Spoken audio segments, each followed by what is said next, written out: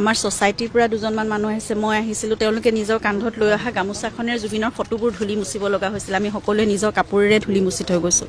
জুবিন ক্ষেত্ৰ সদায় পৰিষ্কাৰ পৰিচ্ছন্ন হৈ থকাটো প্ৰয়োজনীয়।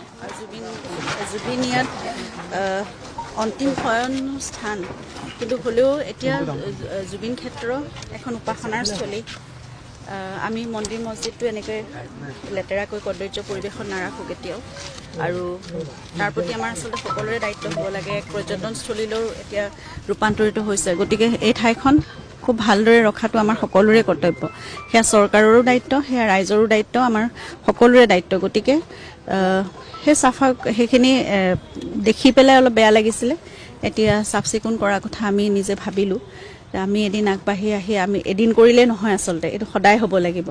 আৰু আজি কৰি কাইলৈ কৰিব কেনেবাকৈ যদি নোৱাৰেও, তেতিয়াহ'লে অন্ততঃ দুদিনৰ মূৰে মূৰে সকলোখিনি চাফা হৈ থাকিব লাগিব। ইয়াত পৰ্যাপ্ত পানীৰ ব্যৱস্থাটো হ'ব লাগে, যিটো টয়লেটৰ ব্যৱস্থা হ'ব লাগে, বাকীখিনি সকলোখিনি চাফ চিকুণ হৈ থাকিব লাগে। তেল পৰি এতিয়া একেবাৰে কাৰ্পেটবোৰ অতি লেতেৰা হৈ গৈছে। সেইদিনাখন আমাৰ ছ'চাইটিৰ পৰা দুজনমান মানুহ আহিছে, মই আহিছিলোঁ, তেওঁলোকে নিজৰ কান্ধত লৈ অহা গামোচাখনেৰে জুবিনৰ ফটোবোৰ ধূলি মুচিব লগা হৈছিল। আমি সকলোৱে নিজৰ কাপোৰেৰে ধূলি মুচি থৈ গৈছোঁ।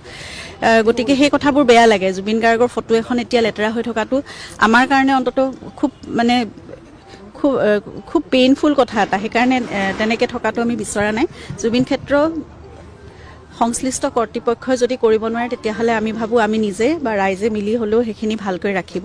সেইকাৰণে আমি সেইখিনি কৰিব বিচাৰিছোঁ। আৰু জুবিন ক্ষেত্ৰখন কেনেদৰে নিৰ্মাণ হ'ব, কিবা এটা চিজিল হ'ব লাগে মুঠতে, কেনেদৰে হ'ব ৰাখিব বিচাৰিছে, সেইটো ভৱিষ্যত প্ৰজন্মৰ কাৰণেও বা আজি এই এবছৰ দুবছৰৰ কথা নহয়, আমি 50 বছৰ 100 বছৰ যুগ যুগান্তৰলৈ আমি যেতিয়া নাথাকিম, ভৱিষ্যত প্ৰজন্মৰ কাৰণেও আমি ভাবোঁ জুবিন ক্ষেত্ৰখন তেনেকুৱা এক স্থান হৈ থাকক, য'ত আহি পেলাই সকলোৱে বুজিব পাৰে জুবিন গাৰ্গ কোন আছিল, জুবিন গাৰ্গৰ সেই সত্তা।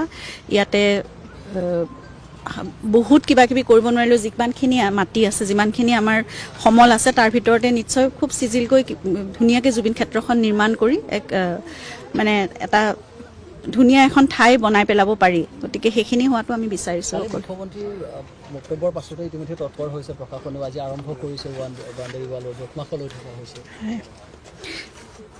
সেইখিনিতো আপোনালোকে সকলোৱে দেখিছে। আজি হোৱাটো সেইটো প্ৰশ্ন মোলৈ আহিবই নালাগে, আপোনালোকে নিজে সকলোৱে বুজি পায় যে এদিন হ'ব লাগে নে এইটো সদায় হ'ব লাগে। আজি 5 মাহ হৈ গ'ল, এনেকৈ থাকিব লাগে নে এইটো সদায় আচলতে ইমান দিনে থাকিবই লাগিছিল। সেইটো মোক সুধিব লাগে নে মই আপোনালোকক সুধিছোঁ? আপোনালোকে কওকচোন, সেইটো অৱহেলিত হৈছে নেকি? মই আপোনালোকক সুধিছোঁ, মিডিয়াক সুধিছোঁ, ৰাইজক সুধিছোঁ, মই সকলোকে মোৰ ফালৰ পৰা মই সুধিছোঁ, আপোনালোকে কি ভাবে, অৱহেলিত হৈছে নেকি? নিশ্চয় যদি হৈছে বুলি ভাবে, তেতিয়াহ'লে আমাৰ সকলোৰে কৰ্তব্য সেইটো অকল পৰিয়ালক আপোনালোকে প্ৰশ্ন সুধিব বা পৰিয়ালে কিবা এটা কথা ক'ব, সেইটো নাভাবিব। আৰু পৰিয়ালেই কৰিব লাগিব বুলি প্ৰতিটো প্ৰশ্নৰ কথা নাই। আমি নিজে ক'লেহে যে কিবা এটা হ'ব, কাৰণ আমি কোৰ্টতো লাগি আছোঁ, আমি গোটেইবোৰ কাম আমি দুজনী অকল ভণ্টি আৰু ময়ে কৰি আছোঁ। গতিকে সমগ্ৰ ৰাইজৰ আছিল জুবিন, সকলো পৰিয়ালৰ আছিল জুবিন, চৰকাৰৰো আছিল জুবিন। গতিকে মই ভাবোঁ সকলোৰে দায়িত্ব সেয়া। নমস্কাৰ, ধন্যবাদ।